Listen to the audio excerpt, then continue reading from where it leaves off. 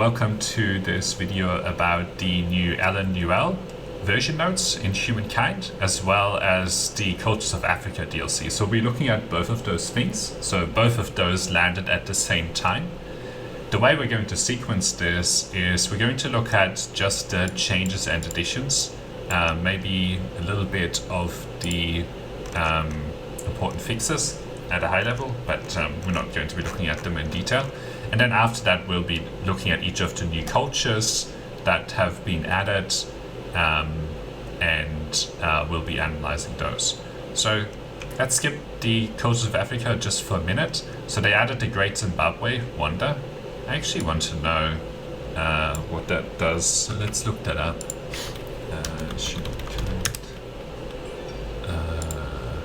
Okay.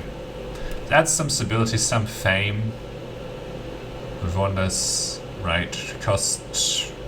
It exploits all of the resources, can be freely placed. 2% money per number of unique types of resources available to the Empire. What did I mean of resources? Food, no. Luxury and strategic resources. That's actually pretty powerful.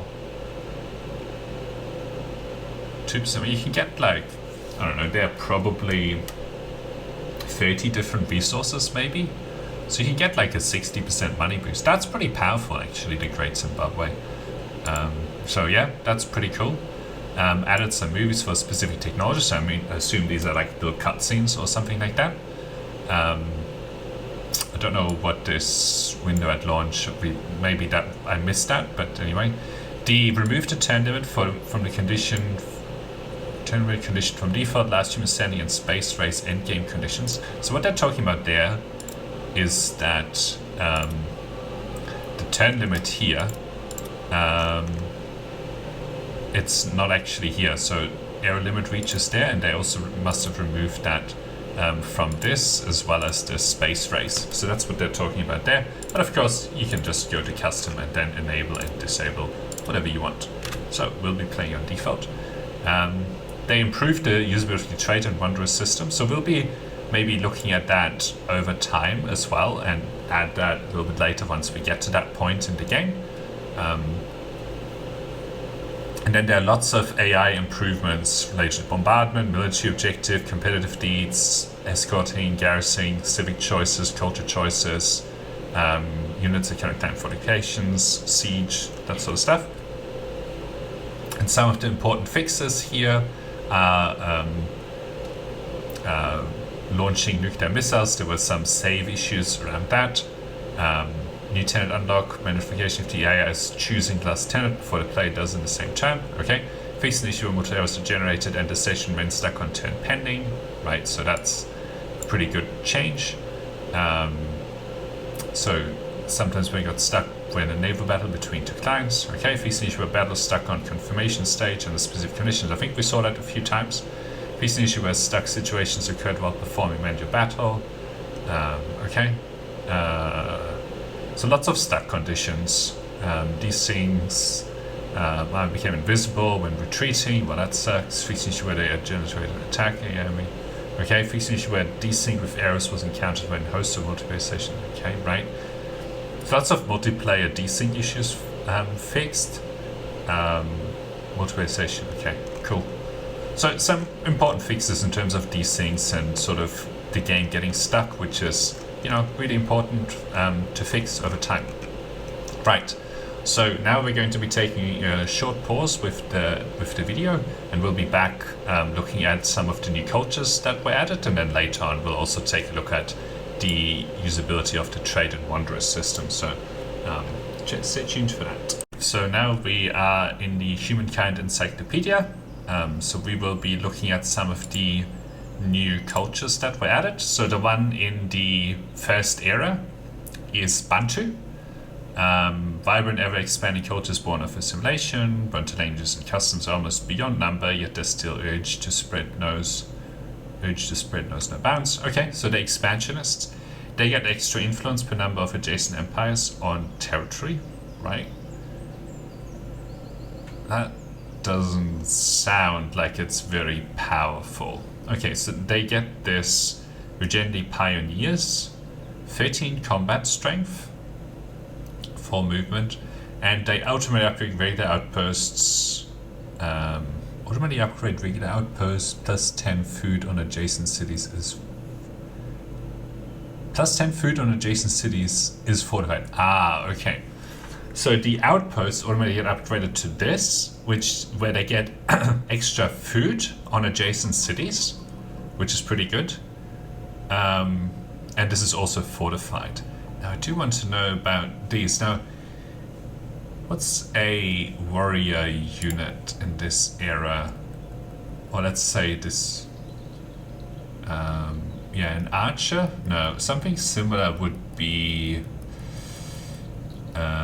scouts? What kind of combat strengths do scouts have? So they're essentially close combat unit, right?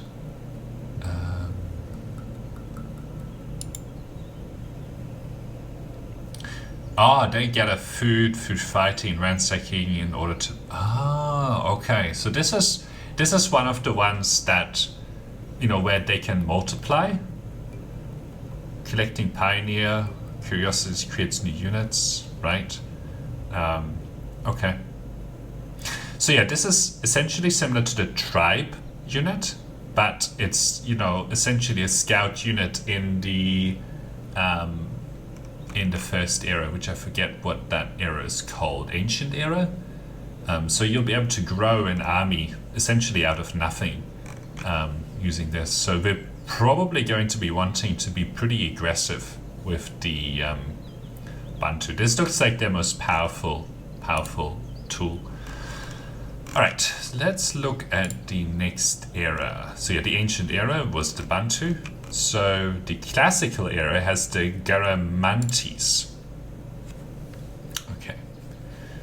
So the Garamantes are an indigenous desert people. The Garamantes can coax life from the dirtiest ground and have mighty cavalry in which to defend their oasis. So they're agrarian. Okay, they have a special Javelin Rider unit, which we'll take a look at in a minute. They have some additional influence on main plaza if the city is growing, and they have a special, presumably, farmer's quarter where they get extra food per adjacent sterile terrain, food per adjacent rocky field. I don't know what this means. Maybe food per adjacent terrain that doesn't provide food. Stone field, rocky. Yeah, okay. So these seem to be really good. Like, of course, they're good if that's sort of a desert going on. Okay. So this is you expand, right, in the Neolithic era, or the Ancient Era, and then in this sort of era, in the Classical Era, you grow your people, would be the story, I suppose. Javelin Riders. 13 combat strength when defending against close combat units. Okay, so they really want to be fighting at a mounted unit? Oh, they're ranged combat unit. Defending against close combat attacks. Can move 1 tile for free after attacking. Okay, interesting. Mounted warfare. So let's see. Horsemen. Let's see how they compare to horsemen. So 27 combat strength compared to 26. So they're a little bit stronger. And the Hunnic Horde has 20 combat strength, so they're a lot weaker, but these guys are nomads, right? So I think they're a little bit stronger, and yeah, they look pretty good. I mean, 1 movement is pretty good after attacking, so you can sort of get close and then step away again into advantageous territory. So yeah, that's pretty good. Alright, let's look at the next culture. So that's the Garamantes. So let's look at the medieval era, the Swahili. Okay, the Swahili people have a great affinity to coast and sea, and so excel at trade and transport. Okay, so they're merchant, plus 10 stability on harbor. Key not found, right? Well, they seem to be having issues finding their keys, so we'll have to keep that in mind. They have an emblematic district, counts as farmers and market quarter, okay, per number of unique types of resources available. So it's similar to the Great Zimbabwe, reduce minus 10 stability, plus 2 influence per adjacent coastal water. Okay, so these ones we built next to the water. And then they have this MRAP range combat unit, allows embarking and disembarking instantly, but is damaged by spending. Okay, so they are good for embarking and disembarking, but you know, they're really fast to attack over the ocean, but you can't take them into the sort of deep ocean. Let's see how they compare to long skips. 20 combat strength, so these are much stronger. So yeah, I think they're mainly used to transport troops. Okay, so that was that one. Let's look at the next era. Okay, we've looked at the Swahili. So in the early modern era, the Maasai, agrarian. Okay, minus 20. That's pretty good. So this can let you scale. The problem with these agrarian type of people is that the benefits from population really start dropping off around this era, and you can only grow by 1 extra population in your cities anyway, so this doesn't seem that powerful. Plus 5 population exploitation count as farmers quarter. So is this just plus 5 per adjacent tile? Because it's, well, I guess it's a farmer's quarter, so it gets plus 5 food if the next sort of the quarters around it are actually exploiting the farm, or the tiles around it being exploited. Okay. Masai Morass, ranged unit, bonus combat strength against damage target, 2 range, 4 movement, 43 combat strength. Let's compare them to Arquebusiers. 39, okay, so they're not as strong, but they're stronger. These guys are not as strong. Musketeers. Okay, so these are a little bit stronger. Okay. They seem okay, although agrarian at that stage is not that interesting. We're still going to be picking them. Okay, medieval era, early modern era, we looked up. Industrial era, the Ethiopians. Okay, so they're militarist. Skilled soldiers and indomitable defenses, progress and power are the twin pillars upon which Ethiopian culture is built. Okay. Plus 5 science from garrison, that's pretty terrible. Oh boy. And then they have an emblematic district, plus 1 combat strength and combat for units adjacent to the district, plus 5 stability. Okay, that's pretty good. District fortifications fortified, hostile armies. Increases the movement cost of hostile armies within range of 2 tile. What? That's terrible. That's a debuff. Weird. They have the Oromo cavalry, which 49 combat strength. Ranged, fights of company when defending against close combat attacks. Okay. Most combat strength for veteran sea levels. That's pretty cool. Okay, let's compare them to Cossacks. 49 combat strength here. Okay, so they're stronger than Cossacks. That's pretty good. Okay. At that point, you probably don't want to be fighting anymore in the game, but alright, so we've looked at the Ethiopians, and then the contemporary, I'm very interested, Nigerians, agrarian. Okay, and agrarian in this era is not very good. Plus 2 industry per farmer on city, plus 1 industry slot per farmer slot per oil. That's weird. Oil refinery, 10 pollution, minus 10 stability, creates a new deposit of oil. Okay. I mean, that's kind of interesting. I don't know if this is very good. Like, it ensures access to oil, which is handy, but I don't actually know how good an oil tile exploitation is. Alright, so far I'm kind of mixed on these. So 64 combat strength, let's compare that to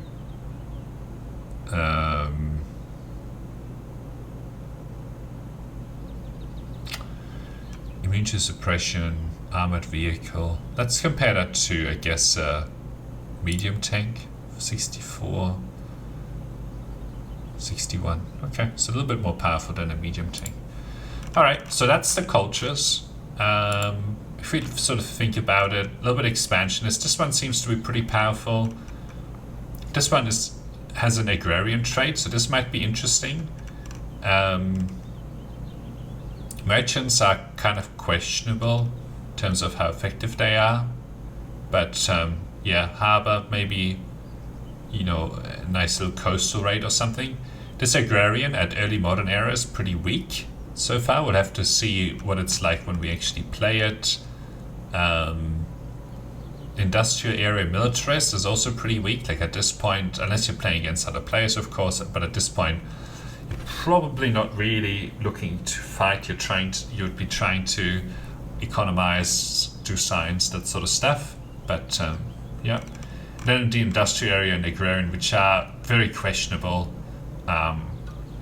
They're up against things like the Swedes, the Turks, maybe a little bit less so these days, the French.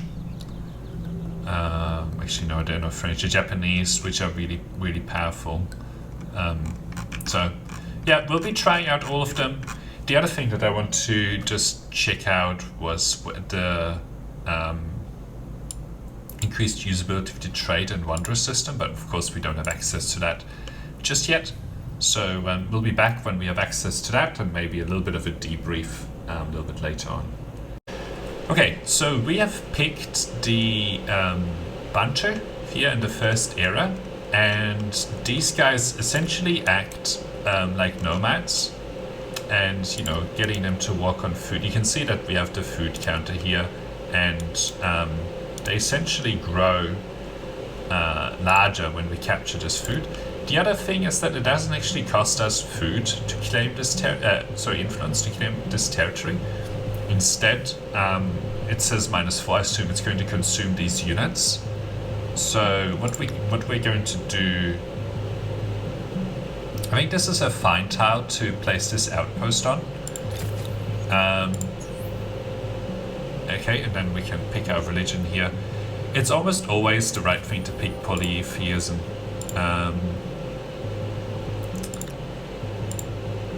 Okay, so we'll wait for this outpost to be created next turn and see if we can't get those units out again, which I assume is going to cost us influence, and that's sort of the mechanic. And then next turn, yeah, you can see that this gets us additional food. Let's see if we can't find some food over here, where you can then see one of these. No, you can't, but if this had grown sort of a little bit further. Okay, so yeah, we can essentially just pay 29 influence to get one of those out again. Now, of course, that's probably a little bit less expensive than, you know, the Outpost Foundation, but still not cheap. Right, I'm gonna make my way towards this next turn to show you that mechanic. But I'm just going to pick out one more of these, so I have 2, and hopefully I get an additional unit down here so we can claim another outpost, because that would be excellent. Let's quickly pick our technology here. Irrigation is really good, so let's end our turn here. Right. I want to just walk onto this. I know there's lots of nice food here, but I think this should grant us an additional unit. No. Because these guys have this collecting pioneer curiosities creates new units, so maybe only some of these are actually pioneer curiosities. But yeah, we'll move on to here. And then sort of move these forward. And yeah, we can actually just collect this, and you see we got another unit here. And then let's move over here. Let's see if we're close to another unit, which is really good. And of course we could pay some more influence here to get more units out, but I don't think I want to do that. Alright. Let's see. can do here. I think +9 is reasonable. Alright. I don't think I really want to pick anything right there for a minute. Alright. Let's see what happens when we go. Alright, let's move forward with these guys. I want to find a little bit more food here. Alright, let's move over here. I really want to show you maybe. Alright, let's go for this. And then we have 3 units, which we can use to actually claim an additional territory. So, yeah. So the way that the strengths of these guys is that it just costs people or units to actually claim territory, which is a really interesting mechanic. Like a really, really interesting mechanic. And these guys have a way to grow extra people just through collecting food on the map, right? So we're just going to expand massively by just collecting people. And then of course you can sort of use your influence to actually get some of these out, but might not be the best thing to do. Actually we should put expert policy in here and assign people to science. Science, money, production. I think that's the most important part. But yeah, we'll be back as we learn more. Okay, we just finished the ancient era with the Bantu. They are a pretty powerful civilization. One of the great things that they have is that you can actually use, and you saw this earlier, you can use these units to go around and claim more territory. So you use a little bit less influence, but so the way it works is that you take one of these 4 stacks and then you create an outpost, right? And then they all go into that outpost, and then you lose the unit, right? But then what you can do is you can press this button here, costs you some influence, and get these units back out of the outpost to continue expanding. So you still have a cost in terms of the influence that you have to pay to expand, but it's less, right? And it's flat. It's not going to keep growing. So you actually have an opportunity to keep expanding here. So I'm unlikely to actually go to the next era, especially because some of the other cultures are still quite far behind. I actually feel like capturing more territory. We have some good options here next turn, but yeah. So far the Bantus seem pretty good. It's always excellent when you can just get units for free, you know? So, yeah. The wisdom of sages, humankind now wields the most powerful tool of all. So what you just saw there is like one of the examples of the videos that they've added for certain key technologies. So that's pretty cool. Just wanted to show you that. We have just been keeping on playing. We defeated the Harappans down here pretty badly. They attacked me, then I got swordsmen, and then things went really poorly for them. So let's just... I didn't actually want to do this. Why did you do it if you didn't want to do it?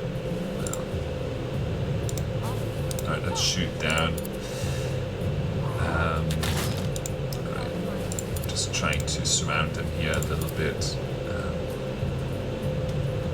What do I have? Select. Alright, let's move over here. Alright, let's move here. Move here, and then we can do this attack as well. Alright, let's see what they do.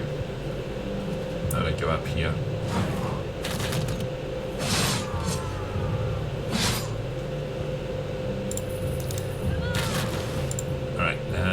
Let's take these guys up here and kill, and then we can take this unit and shoot down. And then I do want to... Alright, let's see if we can't do this shuffle. Never mind. Oh yeah, now we can actually do this. We got a re-attack there. We just cleaned up those units, which is good. Anyway, what I wanted to show you was, so we have been playing with the Garamantes. Unfortunately, they're pretty forgettable. Didn't really notice any of the impacts. This farmer's quarter is kind of nice, but you can get a lot of food out of it. This Furagara, we got one of them that was pretty strong.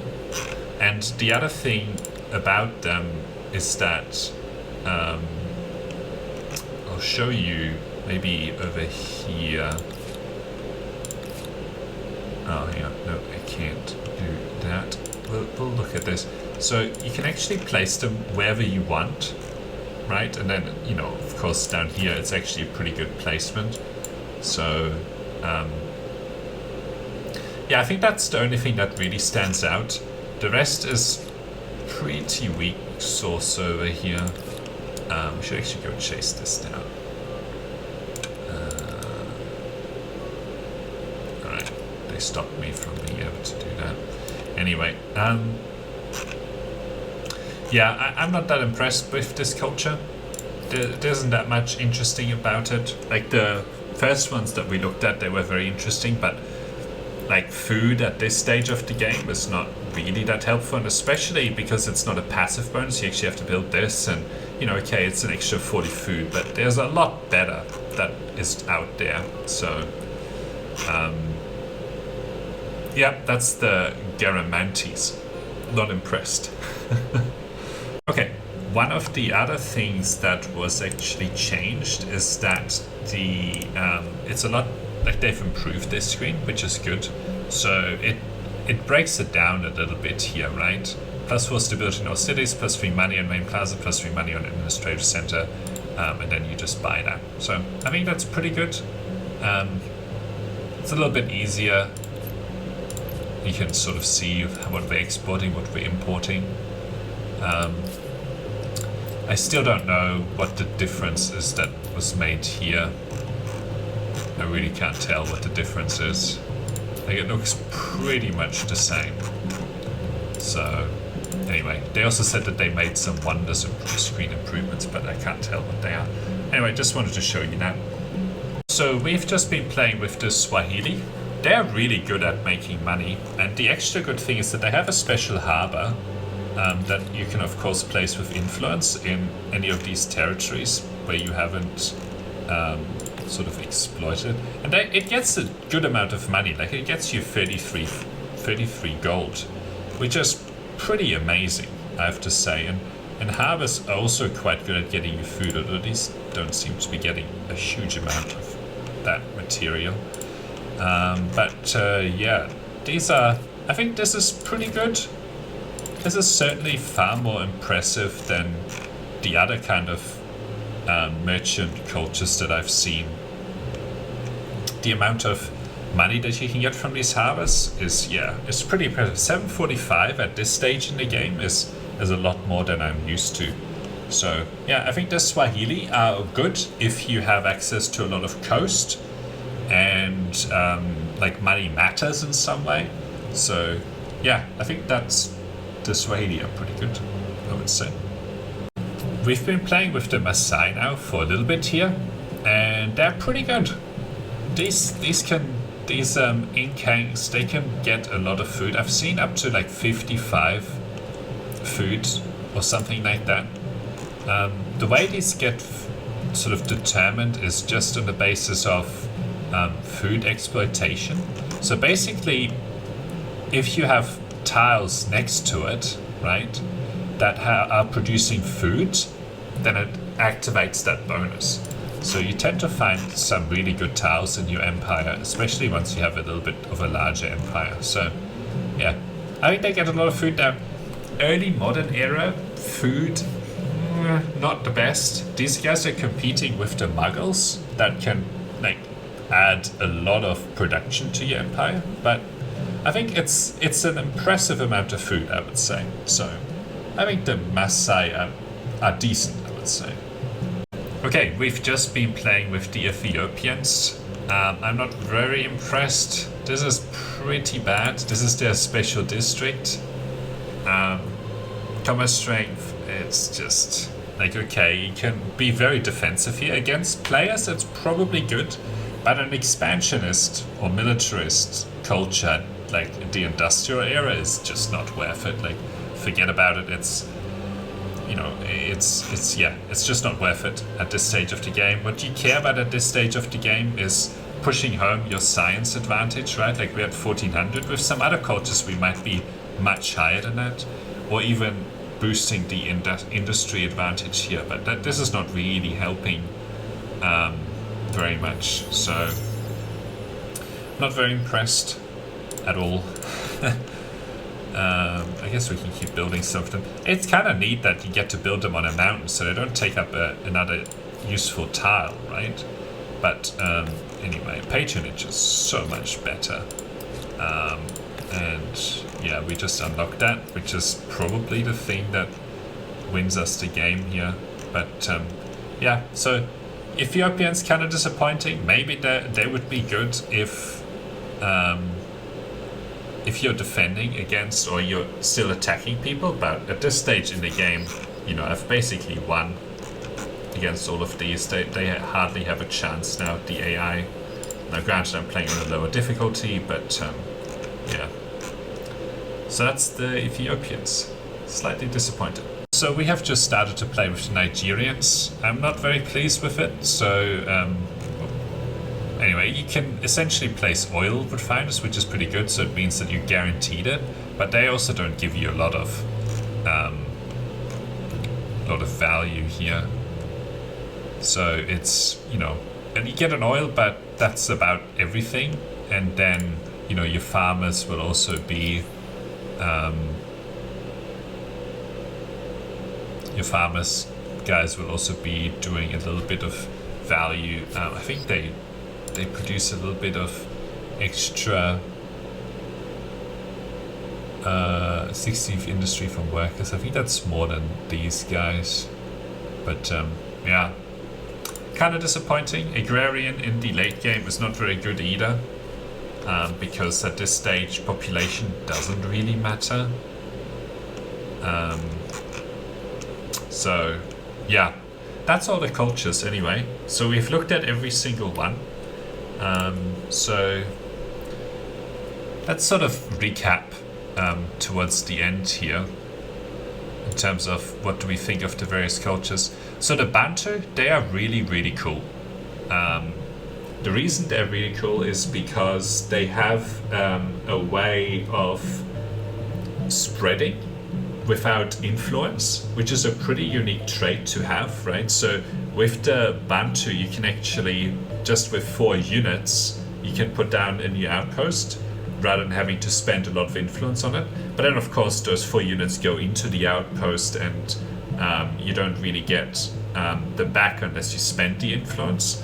So there's sort of trade-offs, but the Bantu, these pioneers, they actually can replicate just on the basis of food, which I think is a pretty good trait to have as well. So I think these are pretty good. They might be competitive with the Harappans, I'm not sure yet. The Harappans have like really strong stuff in terms of food early on in the game. Now the Geramtis are pretty good as well. The Fogara gets you like 50 food per, you know, per, I guess, placement. So that's really good. You can get like 200 food, 250 food pretty easily with this. It gets you a lot of population, which is what you need at that stage of the game. The Swahili, they are actually also pretty good. The Bandari is an excellent way of getting a lot of money. You get like 30 or 40 or something like that money from each of these. So I think this is really good. So if you sort of go with the DLC stuff here, you know, you'll have a decent amount of territory with lots of population and a good amount of money. That's like a very strong base to build off of and win. Unfortunately, it sort of goes downhill from here. The Maasai are not that great. Actually, the Maasai, they have the really good food district. I need to correct myself here. Let's actually take a quick look at what the other one was. Okay.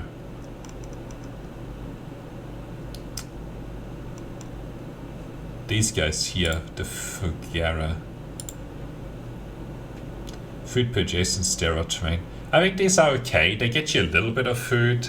They certainly don't get you the 50 food, but they get you a little bit of food if you have like some really sort of deserty type of terrain. They're a pretty good pick for that sort of terrain. So they're situational, I would say. Yeah, actually the fact that now I remember that this agrarian is sort of early modern era. Like, okay, you get a lot of food out of it, but you don't really need that much food at this stage of the game. So kind of a mixed bag here. The Ethiopians are pretty bad unless you're still fighting at this stage in the game and you don't already have a massive advantage. Like maybe against other players they're good, but against the AI they're pretty bad. Like at this stage in the game you really should be way ahead of the AI and winning easily. And then the Nigerians are really bad as well because they're agrarian, late game culture where it really doesn't matter anymore, the agrarian. But they have an interesting oil refinery that you can place and essentially get access to oil easily. So maybe situationally, if you don't have oil, this is a good pick, so that you actually get that strategic resource and can fight. But other than that, they're not really worth picking. They get a tiny amount of production, I believe, from farmers, but who cares about 2 industry, at this point in the game. So yeah, that's the review of the cultures, the African cultures DLC. I think it adds some interesting new options to the game that are viable to pick, like the Bantu and a few others. I think some of the changes are good. We saw the AI be a little bit smarter, although they lost a war where they had much stronger armies than me, which is kind of the usual thing for the AI to do. So yeah, I think good step in the right direction. Adding a few more cultures to the game is always kind of good. But yeah, some of the late game cultures are a little bit disappointing, where some of the other things like science and industry are far more important. So yeah, we'll leave it at that. Thank you for watching, and until next time, bye.